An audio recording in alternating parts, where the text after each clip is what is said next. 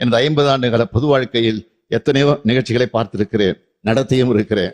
கட்டுப்பாடுகளை மீறும்போது அதனால் பாதிக்கப்படுவது நிகழ்ச்சிகள் நடத்தும் கட்சியினுடைய தொண்டர்கள் தான், நமது தமிழ்நாடு மக்கள் தான்.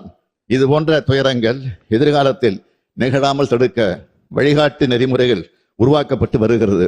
இந்த நிலையில் இச்சம்பவம் குறித்து உச்ச நீதிமன்றத்தில் தொடுக்கப்பட்ட மேல்முறையீட்டு வழக்கில் இவ்வழக்கு சிபிஐ விசாரணைக்காக ஒப்படைக்கப்பட இடைக்கால உத்தரவு பிறப்பிக்கப்பட்டுள்ளது. நான் எனது 50 ஆண்டுகால பொது வாழ்க்கையில் எத்தனையோ நிகழ்ச்சிகளை பார்த்திருக்கிறேன், நடத்தியும் இருக்கிறேன். இங்குள்ள அனைத்து அரசியல் இயக்கங்களை சார்ந்தவர்களும் இத்தகைய அனுபவம் கொண்டவர்கள்தான். மாநாடுகள், பொதுக்கூட்டங்கள், ஆர்ப்பாட்டங்கள், போராட்டங்கள் நடத்தும் போது அதற்குரிய சட்டத்திட்டங்களும் நெறிமுறைகளுக்கும் பொது ஒழுக்கங்களுக்கும் கட்டுப்பட்டு நடத்தப்பட்டு வருகின்றன.